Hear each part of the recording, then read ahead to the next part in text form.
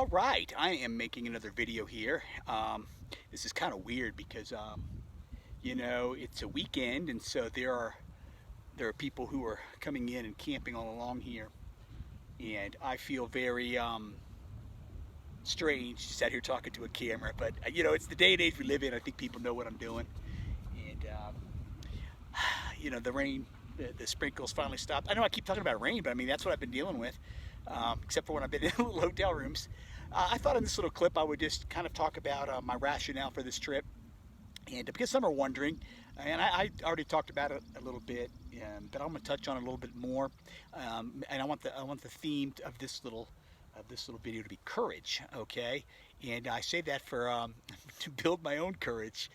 Um, this is a big bite to take a motorcycle and to go on your own some almost 8,000 miles, 4,700 miles if I'm able to make the loop that I planned. I've made some adjustments because of the COVID thing. Some parks are closed or whatever, but it's still going to be about 4,000 plus miles. And that's some would say a little bit reckless, maybe dangerous, and it is dangerous. It's not, I wouldn't call it reckless because I did plan. I'm a backpacker. I've backpacked for years. I'm comfortable in settings like this, taking care of myself. I'm used to backpacking alone, so this doesn't feel strange. And you're never really alone in this country. If you're going to national parks and national forests, and you're camping in places that are, you know, known camping locations. There's always somebody around to help you, so you're never really alone. I'm just alone as far as my community goes and as my family goes. But that's part of what I wanted to do. I wanted to do something that would take a little courage. When I started talking about taking a sabbatical, once I realized I was eligible, a couple of ideas went through my head. I thought about going to school again and pursuing more education, and that was a serious thought. I also thought about doing something challenging, and my initial thought was to try to walk the the Appalachian Trail. Would a tremendous challenge that would be, and I've always wondered if I would be up to it. Again, I already mentioned I'm a backpacker, but I've never done long trips. I'm a short little weekend backpacker. I go out and to spend 2 or 3 nights alone and then come back. So to spend week after week after week on the trail. So I started reading. I started reading literature. I started listening to some podcasts on hikers who did the through hike, and realized that I have 2 months of sabbatical. 2 months is not enough to do the whole thing, and so I didn't want to do a portion of it. If I started it, I would want to finish it. And so, plus I heard is there's so much misery. The real benefit of the Appalachian Trail is the sense of accomplishment when you finish. And so if I knew I wouldn't be able to finish, I'd be going through that torture without that bonus at the end. So that's when I started thinking seriously about doing a motorcycle tour. It's something I've always wanted to do. I've read accounts of guys that do it, and it's become more of a popular sport. The equipment they make now, the motorcycle that I'm using, the BMW brand, they're designed for this. They're very reliable. If you know how to operate them, they're very safe. Of course, it's a motorcycle. There's always risk. There's a risk in a car, and that's a measured risk. I knew if I stayed away from cities for the most part, would go around cities as much as possible, take the lesser used roads, stay on state roads, U.S. roads. And so far I've been able to do that. I haven't been in really the only traffic I've been in at all since I left a week ago was just was yesterday coming into Colorado City. And I had to go into the city because I needed to get a few supplies. I knew I was coming up here, and this is the this is bear country, so you don't come into bear country unprepared. And I needed bear spray. I didn't have any, and I didn't need any until I got here. So that was the plan, was to stop in Colorado City and pick up some bear spray. And so I have that. It's in the tent, and I hope I don't need it. I don't think I will. There's a couple of campers down. They've got some pit bulls. I think three of them that I saw. It sounds like more. They're barking like crazy. Right now they're quiet. But and there's a couple other families that have dogs too. So hopefully the dogs would would scare off any bear. But who knows? Better safe than sorry. I'm gonna camp as though there are bears in the area. I always do. That's, I'm gonna put my bear bag up and all that. So these are all measured risks, is the point. And you know, the way I'm looking at this is a chance to challenge myself. Um, I wanted to wait until there was an opportunity where I wouldn't miss a whole lot of milestones in my children's life. They're my first priority, of course. Well, this summer it was kind of the sweet spot. If I waited till next summer, um, my oldest son, my only son, I keep saying my oldest child, Sam. Um, he'll be transitioning into college, and I want to be available for that. That's a big deal. This summer, Madison and Sam are just, they're working their jobs, making money for tuition, and so I'm not really missing anything there. Really, the only milestone I'm missing in their life is Sam getting his driver's license, and so I kind of hate that. But you're always going to miss something.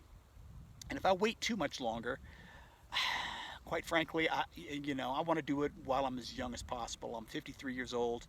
The longer I wait, I think the more challenging it'll be. It's going to be harder and harder to, let's be honest, to sleep on the ground and, eat one meal a day, um, drink filtered water, use the bathroom in the wild. I mean, these are not things that older guys want to do. So, Latanya and I have talked about this. That the times or the clock has just been ticking, and I just kind of thought if I'm ever going to do something like this, and I really do think this is epic for me, to take this many days and to put this many miles on a motorcycle.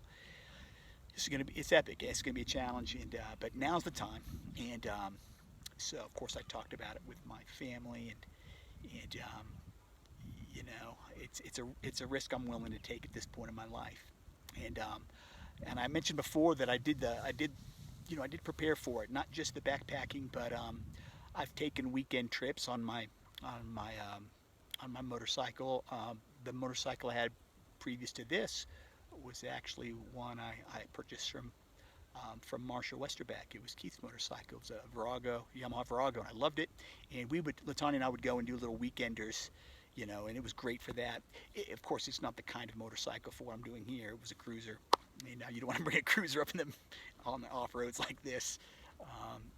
Anyway, but we had taken trips, and I was used to that. And then once I got this new motorcycle for this purpose, so I purchased this motorcycle for this trip. I took a warm-up weekend during spring break. Now it was cut short because that was right when the COVID-19 scare began to be realized, and so I kind of scrambled home to be with the family because I wasn't sure where that was all going to go. And but still, I was able to put several days and put a lot of miles on the machine to make sure that all my equipment would work, all my camping gear, that I had everything I needed. I wanted to, get a good feel for the motorcycle, and I've been trying to ride every day, or at least every possible day, since I've had this motorcycle, just to get comfortable with it.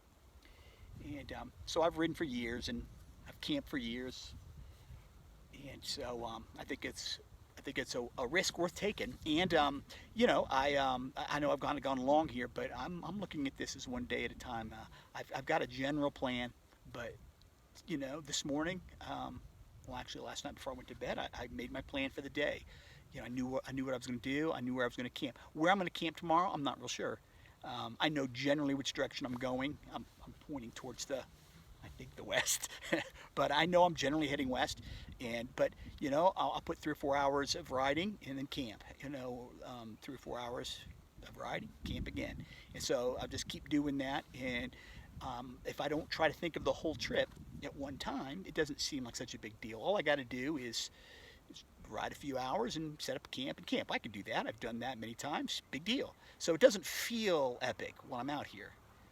If I talk about the whole trip, wow, to go from Nashville all the way out to California, up the coast to Seattle, and then back through the Badlands and through Nebraska. That's all, that sounds scary, but it doesn't feel scary when you just take it one day at a time, and one segment at a time. I mentioned in a previous video, my first goal was to get to Colorado. Well, here I am.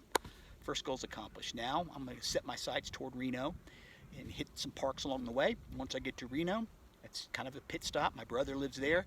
I can wash my clothes, resupply, um, spend a little time relaxing, resting, hopefully, and spend some time with him. And then I just got to go from Reno to Seattle. That doesn't seem like a big deal. And then, you get the idea. Um, this is I think the way to do it. And let me leave you with this thought. Is one thing I've seen. The country feels tremendously big already, and I'm only in Colorado. And yet, at the same time, it feels kind of small because every little gas station I go into, every restaurant that I've hit, even though I haven't hit many, but the hotels that I'm staying at, everybody is sharing this COVID-19 situation. They're wearing the masks and they're staying 6 feet apart, and there's this story going on in the background of my trip here that's always going to be something that I remember as a part of this trip. But the point is it makes the country feel small, even though the space I'm covering is huge. There's a shared story, and the country feels like a family in a weird way that I didn't expect. And so so very interesting. So my hope for this trip is that it strengthens my courage and my confidence, and it has so far. My confidence is ridden as a rider. I feel far more confident on my machine than I did a week ago. I've spent more hours on it at one time, and I feel my skills are increasing and improving, so that's good. And I'm hoping that when I finish this, it'll give me courage to take on another challenge. And I think that we need to put challenges in our life. Um, we need that. Otherwise, we get stale and we start to question ourselves. And I like having confidence because it's a scary world, and we need all the confidence we can get. And and it also it forces me, not forces me, but it certainly encourages me to spend time with my Lord in prayer. And it's quiet right now. I'm in the mountains, and as I sit on my hammock here and look at the clouds, it's easy to let my mind drift to Him. And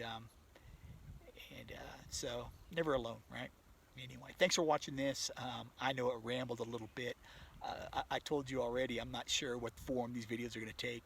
I'm just sharing what's in my mind right now. And I'm up here in the mountains essentially overlooking Colorado City, and Pikes Peak over the other side. And tomorrow I will make my way west, and I will check in with you some more as I go forward. Thanks for listening, or thanks for watching.